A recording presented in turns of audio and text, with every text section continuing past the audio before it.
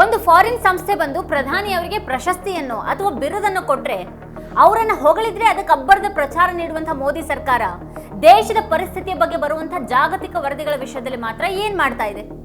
ದೇಶದ ವಾಸ್ತವವನ್ನ ತಿಳಿಸಿ ಹೇಳಿದ್ರೆ ತಪ್ಪನ್ನ ತಿದ್ದುಕೊಂಡು ಪರಿಸ್ಥಿತಿಯನ್ನು ಸುಧಾರಿಸುವಂತಹ ಒಂದು ಪ್ರಾಮಾಣಿಕ ಪ್ರಯತ್ನ ಬಿಟ್ಟು ಬಂದಿರುವಂತಹ ವರದಿಯನ್ನೇ ಬದಲಾಯಿಸೋದಕ್ಕೆ ಹೊರಡ್ತಾ ಇದೆಯಾ ಮೋದಿ ಸರ್ಕಾರ? ಜಾಗತಿಕ ಸೂಚ್ಯಂಕಗಳಲ್ಲಿ ಭಾರತದ ತೀವ್ರ ಕಳಪೆ ಸ್ಥಾನದ ಬಗ್ಗೆ ತೀವ್ರ ಟೀಕೆ ಮಾಡ್ತಾ ಬಂದಿರುವಂತಹ ಸರ್ಕಾರ ಒಳಗೊಳಗೆ ಸೂಚ್ಯಂಕವನ್ನೇ ತಿದ್ದುವಂತ ಲಾಬಿಯಲ್ಲೂ ತೊಡಗಿದೆಯಾ? ವಿವಿಧ ವಿಷಯಗಳಲ್ಲಿರುವಂತಹ ಸಮಸ್ಯೆಗಳನ್ನ ಮೂಲಭೂತವಾಗಿ ಬಗೆಹರಿಸೋ ಬದಲು ಸೂಚ್ಯಂಕಗಳನ್ನೇ ತಿದ್ದುವಂತಹ ಯತ್ನದಲ್ಲಿ ಅದು ನಿರತವಾಗಿದೆಯಾ? 30 ಜಾಗತಿಕ ಸೂಚ್ಯಂಕಗಳ ಸೂಕ್ಷ್ಮ ಮೇಲ್ವಿಚಾರಣೆ ಮತ್ತು ಸೂಚ್ಯಂಕ ಪ್ರಕಟಿಸುವಂತಹ ಏಜೆನ್ಸಿಗಳನ್ನ ಸಂಪರ್ಕ ಮಾಡಿ ಮಾನದಂಡ ಬದಲಾಯಿಸೋದಕ್ಕೆ ಪ್ರಧಾನಮಂತ್ರಿ ಕಚೇರಿಯಿಂದಲೇ ಆಪರೇಷನ್ ನಡೀತಾ ಇದೆಯಾ?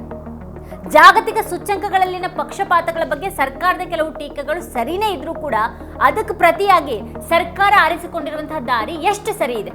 ಹಸಿವು ಸೂಚ್ಯಂಕ ಮಕ್ಕಳಲ್ಲಿನ ಅಪೌಷ್ಟಿಕತೆಗೆ ಹೆಚ್ಚಿನ ಪ್ರಾಮುಖ್ಯತೆಯನ್ನ ನೀಡಿದ್ದು ಅದು ಒಟ್ಟಾರೆ ಜನಸಂಖ್ಯೆ ಹಸಿವಿನ ಸ್ಥಿತಿಯನ್ನು ಪ್ರತಿನಿಧಿಸೋದಿಲ್ಲ ಅನ್ನುವಂತಹ ಸರ್ಕಾರದ ವಾದ ಎಷ್ಟು ಸರಿ? ಕಳಪೆ ಸೂಚ್ಯಂಕವನ್ನ ಮರೆಮಾಚೋದಕ್ಕೆ ನೋಡಿದ್ರೂ ಕೂಡ ದೇಶದಲ್ಲಿ ಅಗಾಧ ಪ್ರಮಾಣದಲ್ಲಿ ಶಿಶುಗಳು ರಕ್ತಹೀನತೆ, ಕುಂಠಿತ ಬೆಳವಣಿಗೆ, ಕಡಿಮೆ ತೂಕದ ಸಮಸ್ಯೆಯಿಂದ ಬಳಲ್ತಾ ಇರುವಂತಹ ವಾಸ್ತವವನ್ನ ಸರ್ಕಾರ ಮರೆಮಾಚೋದಕ್ಕೆ ಸಾಧ್ಯ ಇದೆಯಾ? ರಿಪೋರ್ಟರ್ಸ್ ಕಲೆಕ್ಟಿವ್ ತನಿಖಾ ವರದಿ ಬಯಲು ಮಾಡಿರುವಂತಹ ಅಂಶಗಳು ಏನೇನು? ಅಚ್ಚೇ ದಿನ ತರ್ತೀವಿ ಅಂತ ಬಂದಿರುವಂತಹ ಮೋದಿಜಿ ಅಧಿಕಾರಕ್ಕೆ ಬಂದ 10 ವರ್ಷಗಳಲ್ಲಿ ದೇಶದ ಪರಿಸ್ಥಿತಿ ಎಷ್ಟು ಒಳ್ಳೆಯದಾಗಿದೆ ಅಥವಾ ಎಷ್ಟು ಕೆಟ್ಟದಾಗಿದೆ ಅನ್ನೋದನ್ನ ಇಲ್ಲಿ ಜನ ನೋಡ್ತಾನೆ ಇದ್ದಾರೆ. ಅದನ್ನ ಜಾಗತಿಕ ಸಂಸ್ಥೆಗಳು ಕೂಡ ಹೇಳ್ತಾ ಇವೆ. ಆದ್ರೆ ಅದನ್ನ ಒಪ್ಕೊಂಡು ತಿದ್ದುಕೊಳ್ಳುವಂತ ಮೋದಿ ಸರ್ಕಾರ ಏನ್ ಮಾಡ್ತಾ ಇದೆ? ಈ ಬಗ್ಗೆ ಬಂದಿರುವಂತಹ ವರದಿ ಏನ್ ಹೇಳ್ತಾ ಇದೆ ಅನ್ನೋದನ್ನ ಇವತ್ತಿನ ವಿಡಿಯೋದಲ್ಲಿ ನಾವು ಚರ್ಚೆ ಮಾಡೋಣ. ಆದ್ರೆ ಅದಕ್ಕೂ ಮುನ್ನ ನೀವಿನ್ನೂ ನಮ್ಮ ಚಾನಲ್ ಅನ್ನ ಸಬ್ಸ್ಕ್ರೈಬ್ ಮಾಡಿಲ್ಲ ಅಂತ ಅಂದ್ರೆ ಈ ಕೂಡಲೇ ಈ ವಿಡಿಯೋದಲ್ಲಿ ಕಾಣ್ತಾ ಇರುವಂತಹ ಸಬ್ಸ್ಕ್ರೈಬ್ ಬಟನ್ ಹಾಗೆ ಪಕ್ಕದಲ್ಲಿರುವಂತಹ ಬೆಲ್ ಐಕಾನ್ ಪ್ರೆಸ್ ಮಾಡಿ ನಮ್ಮನ್ನ ಬೆಂಬಲಿಸಿ. ಬಡತನ, ಹಸಿವು, ಪತ್ರಿಕಾ ಸ್ವಾತಂತ್ರ್ಯ ಇನ್ನೂ 10 ವಿಷಯಗಳಲ್ಲಿ ನಮ್ಮ ದೇಶದ ಸ್ಥಿತಿ ನಿಜಕ್ಕೂ ಹೇಗಿದೆ ಅಂತ ನಿಮಗೆ ಅನ್ಸುತ್ತೆ ಅನ್ನೋದನ್ನ ಕೆಳಗಡೆ ಕಮೆಂಟ್ ಮಾಡಿ. ಈ ವಿಡಿಯೋನ ಮಿಸ್ ಮಾಡದೆ ಕೊನೆವರೆಗೂ ನೋಡಿ. ಇದರ ಲಿಂಕ್ ಅನ್ನ ನೀವೆಲ್ಲ ಬಂಧು ಮಿತ್ರರಿಗೆ ವಾಟ್ಸ್ಆಪ್ ಮಾಡಿ. ಈಗ ವಿಷಯಕ್ಕೆ ಬರೋಣ. ಜಾಗತಿಕ ಸೂಚ್ಯಂಕಗಳಲ್ಲಿ ಭಾರತ ಕಳಪೆ ಮಟ್ಟದಲ್ಲಿರೋದು ಈ ಕೆಲವು ವರ್ಷಗಳಿಂದ ಕಾಣಿಸ್ತಾ ಇರುವಂತಹ ಸತ್ಯ ಇದು. ಮೋದಿ ಸರ್ಕಾರ ಪ್ರತಿ ಬಾರಿನೂ ಸೂಚ್ಯಂಕಗಳ ಬಗ್ಗೆ ಟೀಕೆ ಮಾಡ್ತಾನೆ ಬಂದಿದೆ, ಅವನ್ನ ತಿರಸ್ಕರಿಸ್ತಾನೆ ಬಂದಿದೆ. ಇದರ ನಡುವೆನೂ ಅದು ವಿವಿಧ ವಿಷಯಗಳಲ್ಲಿರುವಂತಹ ಸಮಸ್ಯೆಗಳನ್ನ ಮೂಲಭೂತವಾಗಿ ಬಗೆಹರಿಸೋ ಬದಲು ಸೂಚ್ಯಂಕಗಳನ್ನೇ ತಿದ್ದುವಂತ ಯತ್ನದಲ್ಲಿ ತೊಡಗಿತ್ತು ಅನ್ನೋದು ಮಾತ್ರ ಕಟು ಸತ್ಯ. ಸರ್ಕಾರದ ಬಗ್ಗೆ ಕೆಟ್ಟ ಹೆಸರು ಬರೋದಕ್ಕೆ ಕಾರಣವಾಗುವಂತಹ ಜಾಗತಿಕ ಸೂಚ್ಯಂಕಗಳನ್ನ ಮುಚ್ಚ ಹಾಕೋದಿಕ್ಕೆ ಮತ್ತು ತನ್ನದೇ ಮೂಗಿನ ನೇರಕ್ಕೆ ಸರಿಪಡಿಸೋದಕ್ಕೆ ಪ್ರಧಾನಮಂತ್ರಿ ಕಚೇರಿನೇ ಹೇಗೊಂದು ವ್ಯವಸ್ಥಿತ ಕಾರ್ಯಾಚರಣೆಯಲ್ಲಿ ತೊಡಗಿತ್ತು ಅನ್ನೋದನ್ನ ದಿ ರಿಪೋರ್ಟರ್ಸ್ ಕಲೆಕ್ಟಿವ್ ತನಿಖಾ ವರದಿ ಬಹಿರಂಗಪಡಿಸಿದೆ. ಕಳೆದ ವರ್ಷ ಹೈದರಾಬಾದ್ನ ಕಾರ್ಯಕ್ರಮವೊಂದರಲ್ಲಿ ಆಗಿನ ಮಹಿಳಾ ಮತ್ತು ಮಕ್ಕಳ ಅಭಿವೃದ್ಧಿ ಸಚಿವೆ ಸ್ಮೃತಿ ಇರಾನಿ ಜಾಗತಿಕ ಹಸಿವು ಸೂಚ್ಯಂಕದಲ್ಲಿ ಭಾರತದ ಕಳಪೆ ಸ್ಥಾನದ ಕುರಿತು ಕೇಳಲಾದಂತಹ ಪ್ರಶ್ನೆಗೆ ಆವೇಶಭರಿತರಾಗಿ ಉತ್ತರಿಸುವಾಗ ಭಾರತದ ಸೂಚ್ಯಂಕವನ್ನು ಹೆಚ್ಚಿಸೋದಕ್ಕೆ ಅವ್ರ ಸಚಿವಾಲಯ ಅದನ್ನು ಪ್ರಕಟಿಸುವಂತ ಸಂಸ್ಥೆ ಜೊತೆಗೆ ಅನೇಕ ಸಲ ಲಾಬಿ ಪ್ರಯತ್ನ ಪಟ್ಟಿತ್ತು ಅನ್ನೋದನ್ನ ಹೇಳ್ಬಿಟ್ಟಿದ್ರು. ಅದು ನಿಜ. ಆದ್ರೆ ಸೂಚ್ಯಂಕ ಹೆಚ್ಚಿಸೋದಕ್ಕೆ ಪ್ರಭಾವ ಬೀರೋದಕ್ಕೆ ಅದು ಆ ಇಲಾಖೆ ಮಾತ್ರನೇ ನಡೆಸಿದಂತ ಪ್ರತ್ಯೇಕ ಪ್ರಯತ್ನ ಏನೂ ಆಗಿರಲಿಲ್ಲ. 30 ಜಾಗತಿಕ ಸೂಚ್ಯಂಕಗಳನ್ನು ಸೂಕ್ಷ್ಮವಾಗಿ ಮೇಲ್ವಿಚಾರಣೆ ಮಾಡೋದು ಮತ್ತು ಸೂಚ್ಯಂಕಗಳನ್ನು ಪ್ರಕಟಿಸುವಂತಹ ಏಜೆನ್ಸಿಗಳನ್ನ ಸಂಪರ್ಕ ಮಾಡಿ ಅವುಗಳ ಮಾನದಂಡಗಳನ್ನು ಬದಲಾಯಿಸೋದಕ್ಕೆ ಮನವೊಲಿಸೋದು ಪ್ರಧಾನಮಂತ್ರಿ ಕಚೇರಿಯಿಂದಲೇ ರೂಪಿಸಲ್ಪಟ್ಟಿದ್ದಂತಹ ಇಡೀ ಸರ್ಕಾರದ ವಿಧಾನದ ಒಂದು ಭಾಗನೇ ಆಗಿತ್ತು ಅನ್ನೋದನ್ನ ರಿಪೋರ್ಟರ್ಸ್ ಕಲೆಕ್ಟಿವ್ ತನಿಖೆ ಬಯಲು ಮಾಡಿದೆ. ಈ ಸೂಚ್ಯಂಕಗಳನ್ನು ಪ್ರತ್ಯೇಕವಾಗಿ ಟ್ರ್ಯಾಕ್ ಮಾಡೋದಕ್ಕೆ ಅಂತಾನೆ global indices for reforms and growth ಅಂದ್ರೆ GIRG ಅನ್ನುವಂಥ ಒಂದು ನೋಡಲ್ ಘಟಕವನ್ನು ಸ್ಥಾಪಿಸಲಾಗಿದೆ. ಇದು ಭಾರತದ ಬಗ್ಗೆ ಹೇಗೆಲ್ಲ ಮಾತನಾಡಲಾಗ್ತಾ ಇದೆ ಅನ್ನೋದನ್ನ ಗಮನಿಸೋದಿಕ್ಕೆ ಮತ್ತು ಹೆಚ್ಚು ಆಕರ್ಷಕ ಚಿತ್ರವನ್ನು ಪ್ರಸ್ತುತಪಡಿಸೋದಿಕ್ಕೆ ಮಾಧ್ಯಮ ಸಂಪರ್ಕ ಘಟಕದೊಂದಿಗೆ ಸಂಪೂರ್ಣ ಗ್ರಹಿಕೆ ನಿರ್ವಹಣಾ ಸಂಸ್ಥೆಯಾಗಿ ಕಾರ್ಯವನ್ನು ನಿರ್ವಹಿಸುತ್ತೆ. ರಿಪೋರ್ಟರ್ಸ್ ಕಲೆಕ್ಟಿವ್ ಪರಿಶೀಲಿಸಿದ ದಾಖಲೆಗಳ ಪ್ರಕಾರ ಈ ಜಾಗತಿಕ ಸೂಚ್ಯಂಕಗಳು ಭಾರತದ ಬಗ್ಗೆ ಏನ್ ಹೇಳ್ತಾ ಇವೆ ಅನ್ನೋದನ್ನ ಸೂಕ್ಷ್ಮವಾಗಿ ಗಮನಿಸುವಂತಹ ಕಾರ್ಯವನ್ನ ಕನಿಷ್ಠ 19 ಕೇಂದ್ರ ಸಚಿವಾಲಯಗಳು ಮತ್ತು ಇಲಾಖೆಗಳಿಗೆ ವಹಿಸಲಾಗಿದೆ. ದೇಶದಲ್ಲಿ ಹಸಿವಿನ ಮಟ್ಟ, ಆರೋಗ್ಯ ಮತ್ತು ಶಿಕ್ಷಣ, ಪತ್ರಿಕಾ ಸ್ವಾತಂತ್ರ್ಯ, ಪ್ರಜಾಪ್ರಭುತ್ವದ ಸ್ಥಿತಿ ಇವೆಲ್ಲದರ ಬಗೆಗಿನ ಸೂಚ್ಯಂಕಗಳನ್ನ ಗಮನಿಸುವಂತಹ ಹೊಣೆ ಅವುಗಳದ್ದು. ಸೂಚ್ಯಂಕಗಳನ್ನ ಪ್ರಕಟಿಸುವಂತಹ ಸಂಸ್ಥೆಗಳೊಂದಿಗೆ, ಪ್ರಕಾಶಕರೊಂದಿಗೆ ಮಾತನಾಡೋದಿಕ್ಕೆ ಮತ್ತು ಸರ್ಕಾರಕ್ಕೆ ವರದಿ ಮಾಡೋದಿಕ್ಕೆ ವಿದೇಶದಲ್ಲಿರುವಂತಹ ಭಾರತೀಯ ರಾಯಭಾರ ಕಚೇರಿಗಳನ್ನ ಸಹ ಸಂಪರ್ಕ ಮಾಡಲಾಗಿದೆ. ಅಂತಿಮವಾಗಿ ಮೋದಿ ಸರ್ಕಾರ ತನ್ನದೇ ಆದಂತಹ ಸೂಚ್ಯಂಕಗಳನ್ನು ತಯಾರಿಸುವಂತಹ ಗುರಿಯನ್ನ ಹೊಂದಿತ್ತು ಅನ್ನೋದು ತನಿಖೆಯಲ್ಲಿ ಗೊತ್ತಾಗಿದೆ. ಇದನ್ನೆಲ್ಲ ಮಾಡೋದಕ್ಕೆ ಸೂಚ್ಯಂಕ ಟ್ರ್ಯಾಕಿಂಗ್ ಸಾಫ್ಟ್ವೇರ್ ಅನ್ನು ತಯಾರಿಸೋದಕ್ಕಾಗಿ ಸರ್ಕಾರ ಗುಜರಾತ್ ಮೂಲದ ಒಂದು IT ಸಂಸ್ಥೆಯನ್ನು ಬಳಸಿಕೊಂಡಿತ್ತು. ಅದು ಈ ಹಿಂದೆ ಬಿಜೆಪಿಗೆ ಆನ್ಲೈನ್ ರೆಪ್ಯುಟೇಷನ್ ಮ್ಯಾನೇಜ್ಮೆಂಟ್ ಸೇವೆ ನೀಡುವಂತಹ ವಿಚಾರ ಸುದ್ದಿ ಆಗಿತ್ತು. ಸಾರ್ವಜನಿಕ ಚರ್ಚೆಯನ್ನು ತಿರುಚುವಂತ ಸಂಘಟಿತ ಪ್ರಯತ್ನಕ್ಕಾಗಿ ಅದೇ ಕಂಪನಿ 2019ರಲ್ಲಿ ಫೇಸ್ಬುಕ್ ನಿಂದ ಕೂಡ ಟೀಕೆಗೆ ತುತ್ತಾಗಿತ್ತು. ಸರ್ಕಾರ ಜಾಗತಿಕ ಸೂಚ್ಯಂಕಗಳ ಮೇಲೆ ಯಾಕೆ ನಿಯಂತ್ರಣ ಬಯಸುತ್ತೆ ಅನ್ನೋದ್ರ ಬಗ್ಗೆ ಅಧಿಕಾರಿಗಳು ಸ್ಪಷ್ಟವಾಗಿ ಹೇಳಿದ್ದಾರೆ. ತೆರೆಮರೆಯಲ್ಲಿ ಸರ್ಕಾರ ಭಾರತದ ಸೂಚ್ಯಂಕವನ್ನ ಹೆಚ್ಚಿಸುವತ್ತ ಗಮನ ಹರಿಸಿದೆ ಅಂತ ಸ್ಪಷ್ಟವಾಗಿ ಒಪ್ಪಿಕೊಂಡಿದೆ. ದಾಖಲೆಯ ಪ್ರಕಾರ ಜಾಗತಿಕ ಸೂಚ್ಯಂಕಗಳಲ್ಲಿ ಭಾರತದ ಮಟ್ಟ ಸುಧಾರಿಸ್ತಾ ಇದೆ ಅಂತ ತೋರಿಸೋದಿಕ್ಕೆ ತಮ್ಮದೇ ಆದಂತಹ ಮಾನದಂಡಗಳನ್ನ ಸೂಚಿಸೋದಿಕ್ಕೆ ಹಿರಿಯ ಅಧಿಕಾರಿಗಳು ಸಚಿವಾಲಯಗಳನ್ನ ಕೇಳಿದ್ದಾರೆ. ಜಾಗತಿಕ ಸೂಚ್ಯಂಕಗಳಲ್ಲಿನ ಪಕ್ಷಪಾತಗಳ ಬಗ್ಗೆ, ಅದರಲ್ಲೂ ಜಾಗತಿಕ ದಕ್ಷಿಣದ ದೇಶಗಳ ವಿರುದ್ಧ ಭಾರತ ಸರ್ಕಾರದ ಕೆಲವು ಟೀಕೆಗಳು ಸರಿಯಾಗೇ ಇವೆ. ಆದರೆ ಮೋದಿ ಸರ್ಕಾರದ ಸಮಸ್ಯೆ ಇರೋದು ಈ ಸೂಚ್ಯಂಕಗಳಿಗೆ ಆಧಾರವಾಗಿರುವಂತಹ ಸಮಸ್ಯೆಗಳನ್ನ ಸರಿಪಡಿಸೋ ಬದಲು ಭಾರತವನ್ನ ಹೇಗಾದ್ರೂ ಉತ್ತಮವಾಗಿ ಕಾಣುವಂತೆ ಮಾಡೋದಕ್ಕೆ ಡೇಟಾವನ್ನೇ ತಿದ್ದುಕಡೆಗೆ ಗಮನ ಕೇಂದ್ರೀಕರಿಸಿದೆ ಅನ್ನೋದ್ರಲ್ಲಿ. ಈಗ ಜಾಗತಿಕ ಸೂಚ್ಯಂಕಗಳು ಪ್ರಮುಖ ಕ್ಷೇತ್ರಗಳಲ್ಲಿ ಒಂದು ದೇಶ ಎಷ್ಟು ಉತ್ತಮವಾಗಿ ಕಾರ್ಯನಿರ್ವಹಿಸ್ತಾ ಇದೆ ಅನ್ನೋದನ್ನ ಅಳೆಯುತ್ತವೆ.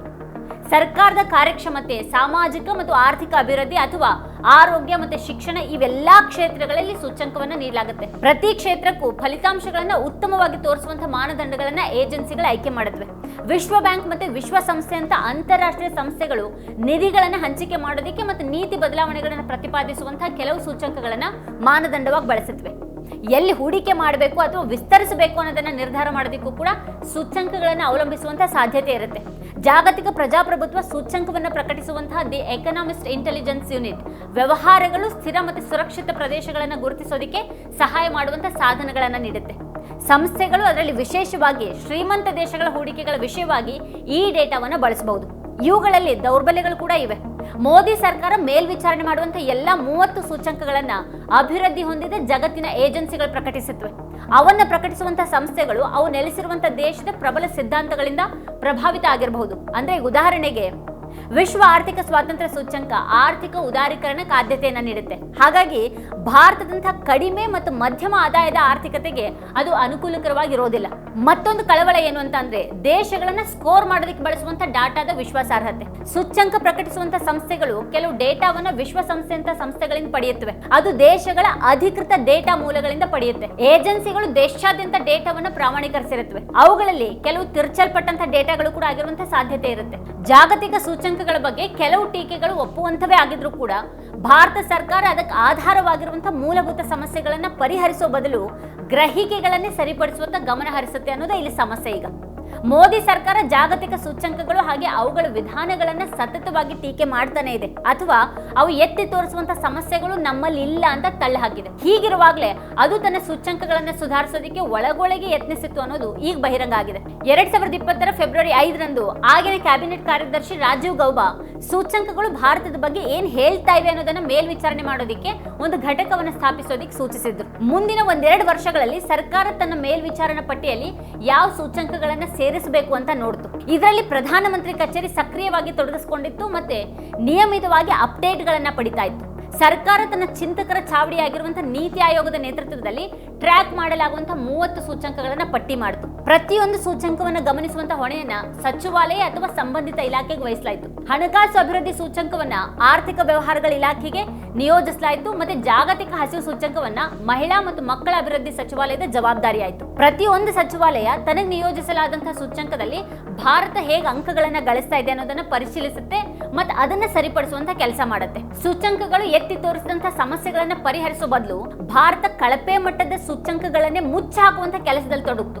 ಈ ಸೂಚ್ಯಂಕಕ್ಕಾಗಿ ಏಜೆನ್ಸಿ ಡಾಟಾವನ್ನ ಯಾವ ಮೂಲದಿಂದ ಪಡಿತಾ ಇದೆ? ಸರ್ಕಾರ ಅಧಿಕೃತವಾಗಿ ಈ ಡೇಟಾವನ್ನ ಪ್ರಕಟಿಸುತ್ತಾ? ಇಲ್ಲದಿದ್ರೆ ಪರ್ಯಾಯವಾಗಿ ಕಾರ್ಯನಿರ್ವಹಿಸಬಹುದಾದಂತಹ ಬೇರೆ ಮಾನದಂಡ ಇದೆಯಾ? ಇವೆಲ್ಲವನ್ನ ಪರಿಶೀಲನೆ ಮಾಡಲಾಗುತ್ತೆ. ಏಜೆನ್ಸಿ ಅವಲಂಬಿಸಿರುವಂತಹ ಡೇಟಾ ಹಳೆಯದಾಗಿದೆಯಾ ಅಥವಾ ಅನಧಿಕೃತ ಮೂಲಗಳಿಂದ ಪಡೆಯಲಾಗಿದೆಯಾ ಅಥವಾ ಅವು ವಿಶ್ವಾಸಾರ್ಹ ಅಲ್ವಾ ಅಥವಾ ಇತ್ಯಾದಿಯಾಗಿ ಲೋಪಗಳನ್ನ ಗುರುತಿಸುವಂತಹ ಒಂದು ಕೆಲಸ ಕೂಡ ನಡೆಯುತ್ತೆ. ಸೂಚ್ಯಂಕವನ್ನ ಟ್ರ್ಯಾಕ್ ಮಾಡುವಂತಹ ಹೊಣೆ ಹೊತ್ತಿರುವ ಸಚಿವಾಲಯ ಅಂತ ಎಲ್ಲಾ ಅಂಶಗಳನ್ನ ಸಂಗ್ರಹಿಸುತ್ತೆ ಮತ್ತು ನಂತರ ಲಾಬಿ ಮಾಡೋದ್ರಲ್ಲಿಯೂ ಕೂಡ ತೊಡಗುತ್ತೆ. ಸೂಚ್ಯಂಕ ಪ್ರಕಟಿಸುವಂತಹ ಸಂಸ್ಥೆಗಳೊಂದಿಗೆ ಸಂಪರ್ಕ ಸಾಧಿಸೋದಕ್ಕೆ ಮತ್ತು ಸೂಚ್ಯಂಕವನ್ನ ತಿದ್ದೋದಿಕ್ಕೆ ಒತ್ತಾಯಿಸುವಂತಹ ಕೆಲಸ ಕೂಡ ನಡೆಯುತ್ತೆ. ಅದಕ್ಕಾಗಿ ವಿದೇಶದಲ್ಲಿರುವಂತಹ ಭಾರತೀಯ ರಾಯಭಾರ ಕಚೇರಿಗಳನ್ನು ಕೂಡ ಸರ್ಕಾರ ಬಳಸಿಕೊಳ್ಳುತ್ತೆ. ಜಾಗತಿಕ ಲಿಂಗ ಅಂತರ ಸೂಚ್ಯಂಕ, ಪ್ರಜಾಪ್ರಭುತ್ವ ಸೂಚ್ಯಂಕ ಮತ್ತು ಜಾಗತಿಕ ಸ್ಪರ್ಧಾತ್ಮಕ ಸೂಚ್ಯಂಕದ ಪ್ರಕಾಶಕರೊಂದಿಗೆ ರಾಯಭಾರ ಕಚೇರಿಗಳು ಮಾತನಾಡೋದನ್ನ ದಾಖಲೆಗಳು ತೋರಿಸುತ್ತವೆ ಅಂತ ಒಂದು ವರದಿ ಹೇಳಿದೆ.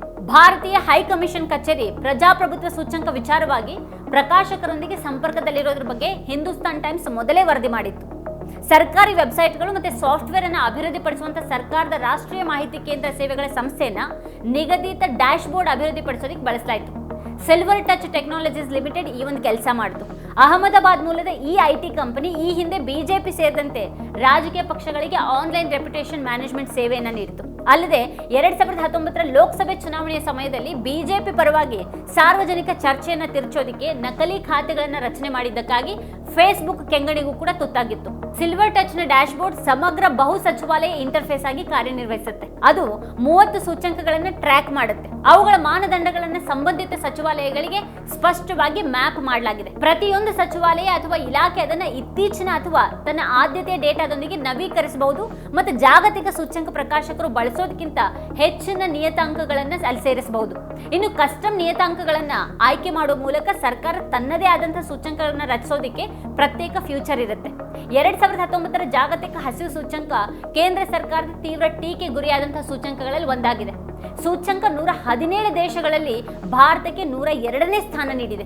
ಈ ಸೂಚ್ಯಂಕಕ್ಕಾಗಿ ದೇಶಗಳು ವಿಶ್ವ ಆರೋಗ್ಯ ಸಂಸ್ಥೆ, ಆಹಾರ ಮತ್ತು ಕೃಷಿ ಸಂಸ್ಥೆ, ಯುನಿಸೆಫ್ ಮತ್ತು ವಿಶ್ವ ಬ್ಯಾಂಕ್ಗೆ ನೀಡುವಂತಹ ಡೇಟಾವನ್ನು ಆಧರಿಸಿದೆ. ಸೂಚ್ಯಂಕದಲ್ಲಿ ಭಾರತದ ಕಳಪೆ ಮಟ್ಟದ ಬಗ್ಗೆ ಸಂಸತ್ತಿನಲ್ಲಿ ಪ್ರಶ್ನೆಯನ್ನು ಎತ್ತಲಾಯಿತು. ಸುಮಾರು 2 ದಶಕಗಳ ಹಿಂದಿನ ಅಂಕಗಳಿಗೆ ಹೋಲಿಕೆ ಮಾಡಿದ್ರೆ ಭಾರತ ಸ್ಥಿರ ಸುಧಾರಣೆ ಸಾಧಿಸಿದೆ ಅಂತ ಅದಕ್ಕೆ ಸರ್ಕಾರ ಉತ್ತರಿಸಿತು. ಅದಾದ ಒಂದು ದಿನದ ನಂತರ ಆಗಿನ ಕೇಂದ್ರ ಮಹಿಳಾ ಮತ್ತು ಮಕ್ಕಳ ಅಭಿವೃದ್ಧಿ ಕಾರ್ಯದರ್ಶಿ ರವೀಂದ್ರ ಪನ್ವಾರ್ ಅವರು ಸೂಚ್ಯಂಕದಲ್ಲಿ ಭಾರತದ ಕಳಪೆ ಮಟ್ಟದ ಬಗ್ಗೆ ಅದನ್ನು ಪ್ರಕಟಿಸಿದಂತಹ ಸಂಸ್ಥೆಗೆ ದೂರನ್ನ ನೀಡಿದ್ರು. ಸೂಚ್ಯಂಕದ ಲೆಕ್ಕಾಚಾರಕ್ಕಾಗಿ ಭಾರತಕ್ಕೆ ಸಂಬಂಧಪಟ್ಟ ಹಾಗೆ ಬಳಸಲಾದಂತಹ ಡೇಟಾ ಹಳೆಯದಾಗಿದೆ. ಹಾಗಾಗಿ ವರದಿಯು ಕೂಡ ದೇಶದಲ್ಲಿ ಪೌಷ್ಟಿಕಾಂಶದ ಸ್ಥಿತಿ ಸುಧಾರಿಸುವಲ್ಲಿ ಭಾರತ ಮಾಡ್ತಾ ಇರುವಂತಹ ಪ್ರಗತಿಯನ್ನು ಬಿಂಬಿಸೋದಿಲ್ಲ ಅಂತ ಅವರು ವಾದಿಸಿದ್ರು.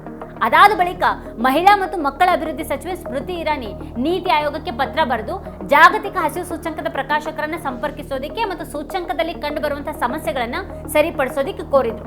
ಹಸಿವು ಸೂಚ್ಯಂಕ ಮಕ್ಕಳಲ್ಲಿ ಅಪೌಷ್ಟಿಕತೆಗೆ ಹೆಚ್ಚಿನ ಪ್ರಾಮುಖ್ಯತೆಯನ್ನು ನೀಡಿದೆ ಅಂತ ಸರ್ಕಾರ ವಾದ ಮಾಡಿತು.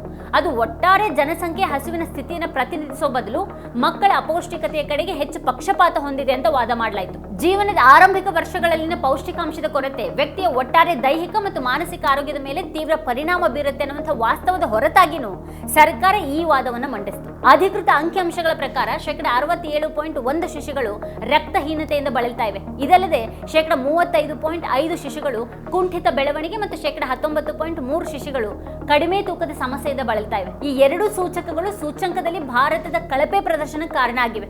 ಸರ್ಕಾರ ಜಾಗತಿಕ ಹಸಿವು ಸೂಚ್ಯಂಕವನ್ನು ಸಾರ್ವಜನಿಕವಾಗಿ ಟೀಕೆ ಮಾಡಿದ್ರೂ ಸೂಚ್ಯಂಕದ ಮೇಲೆ ಪ್ರಭಾವ ಬೀರುವಂತಹ ಮಾರ್ಗಗಳ ಕುರಿತು ಚರ್ಚಿಸುವಂತಹ ಒಂದು ಆಂತರಿಕ ಸಭೆಯಲ್ಲಿ ಅಧಿಕಾರಿಗಳು ಭಾರತದ ಕಾರ್ಯಕ್ಷಮತೆಯ ಬಗ್ಗೆ ಸ್ಪಷ್ಟವಾಗಿ ಹೇಳಿದ್ರು. ಕಳೆದ ವರ್ಷಕ್ಕಿಂತ ಭಾರತದ ಶ್ರೇಯಾಂಕದಲ್ಲಿ ಸುಧಾರಣೆ ಕಂಡು ಬಂದ್ರು 5 ವರ್ಷದೊಳಗಿನ ಮಕ್ಕಳ ಮರಣ ಪ್ರಮಾಣ ಗಮನಾರ್ಹವಾಗಿ ಹೆಚ್ಚಾಗಿದೆ ಅನ್ನುವಂಥ ಅಂಶವನ್ನ ನವೆಂಬರ್ 2020ರ ಸಭೆಯಲ್ಲಿ ನೀತಿ ಆಯೋಗ, ಆಹಾರ ಮತ್ತು ಸಾರ್ವಜನಿಕ ವಿತರಣಾ ಇಲಾಖೆ, ಆರೋಗ್ಯ ಸಚಿವಾಲಯ, ಮಹಿಳಾ ಮತ್ತು ಮಕ್ಕಳ ಅಭಿವೃದ್ಧಿ ಸಚಿವಾಲಯ ಮತ್ತು ಶಿಕ್ಷಣ ಸಚಿವಾಲಯದ ಅಧಿಕಾರಿಗಳು ಹೇಳಿದ್ರು. ಸರ್ಕಾರ ಪೌಷ್ಟಿಕಾಂಶದ ಮಹತ್ವವನ್ನು ತಿಳಿದಿದೆ ಅನ್ನೋದಕ್ಕೆ ಮತ್ತಷ್ಟು ಪುರಾವೆ ಏನು ಅಂತ ಅಂದ್ರೆ ಲಕ್ಷಾಂತರ ಜನರಿಗೆ ಪೌಷ್ಟಿಕ ಆಹಾರವನ್ನು ಪೂರೈಸೋದಕ್ಕೆ ಅದು ನಡೆಸ್ತಾ ಇರುವಂತಹ ಬಲವರ್ಧನೆಯ ಕಾರ್ಯಕ್ರಮ. 2020 ಮತ್ತು 2023ರ ನಡುವೆ ಭಾರತ ಕಳಪೆ ಪ್ರದರ್ಶನ ನೀಡ್ತಾನೇ ಇತ್ತು. ಜಾಗತಿಕ ಹಸಿವು ಸೂಚ್ಯಂಕದ ಅಡಿಯಲ್ಲಿ ಅದರ ಶ್ರೇಯಾಂಕ 2020ರಲ್ಲಿ 94 ಇದ್ದುದು 2023ರಲ್ಲಿ 111 ಕುಸಿದಿದೆ. ಜುಲೈ 2024ರ ಹೊತ್ತಿಗೆ ಕೇಂದ್ರ ಸರ್ಕಾರವು 2 ಲಾಭರಹಿತ ಸಂಸ್ಥೆಗಳಿಗೆ ಸೂಚ್ಯಂಕ ಲೆಕ್ಕಾಚಾರ ಮಾಡೋದಕ್ಕೆ ಪರ್ಯಾಯ ದತ್ತಾಂಶ ಮೂಲಗಳನ್ನು ಸ್ವೀಕರಿಸುವಂತೆ ಪತ್ರ ಬರೆದಿತ್ತು. ಭಾರತದ 2024ರ ಶ್ರೇಯಾಂಕವು 127 ದೇಶಗಳಲ್ಲಿ 105ನೇ ಸ್ಥಾನದಲ್ಲಿತ್ತು. ಭಾರತದ ಶ್ರೇಯಾಂಕವನ್ನು ಹೆಚ್ಚಿಸೋದಕ್ಕೆ ಹೊಸ ಮಾರ್ಗಗಳನ್ನು ಹುಡುಕೋದನ್ನ ಸರ್ಕಾರ ಬಿಟ್ಟುಕೊಡುವಂತಹ ಸಾಧ್ಯತೆ ಇಲ್ಲ. ಅವುಗಳಲ್ಲಿ ಒಂದು ಜಾಗತಿಕ ಸೂಚ್ಯಂಕಗಳ ತನ್ನದೇ ಆದಂತಹ ಆವೃತ್ತಿಗಳನ್ನು ರಚನೆ ಮಾಡುವುದು. ಇಲ್ಲಿ ಸರ್ಕಾರ ತಾನು ಗೆಲ್ಲೋದಕ್ಕಾಗಿ ನೋಡ್ತಾ ಇದೆಯೇ ಹೊರತು ಅದಕ್ಕಾಗಿನೇ ಡೇಟಾಗಳನ್ನು ರಚನೆ ಮಾಡ್ತಾ ಇದೆಯೇ ಹೊರತು ಕಟು ವಾಸ್ತವ ಏನನ್ನೋದನ್ನ ತನ್ನ ಮುಖ ಉಳಿಸ್ಕೊಳ್ಳೋದಕ್ಕಾಗಿ ಮರೆಮಾಚ್ತಾ ಇದೆ. ಈ ತೋರಿಸ್ಕೊಳ್ಳುವಂತ ಆಟ ಮುಗಿಯೋದು ಯಾವಾಗ? ಇದೇ ಈ ಹೊತ್ತಿನ ಸ್ಪೆಷಲ್. ನೋಡ್ತಾ ಇರಿ ವಾರ್ತಾ ಭಾರತಿ. ನೀವಿನ್ನೂ ವಾರ್ತಾ ಭಾರತಿ ಯೂಟ್ಯೂಬ್ ಚಾನಲ್ ಅನ್ನು ಸಬ್ಸ್ಕ್ರೈಬ್ ಮಾಡಿಲ್ಲ ಅಂತಂದ್ರೆ ಈ ಕೂಡಲೇ ಸಬ್ಸ್ಕ್ರೈಬ್ ಮಾಡಿ, ಹಾಗೆ ಪಕ್ಕದಲ್ಲಿರುವಂತಹ ಬೆಲ್ ಐಕಾನ್ ಪ್ರೆಸ್ ಮಾಡಿ ನಮ್ಮನ್ನು ಬೆಂಬಲಿಸಿ.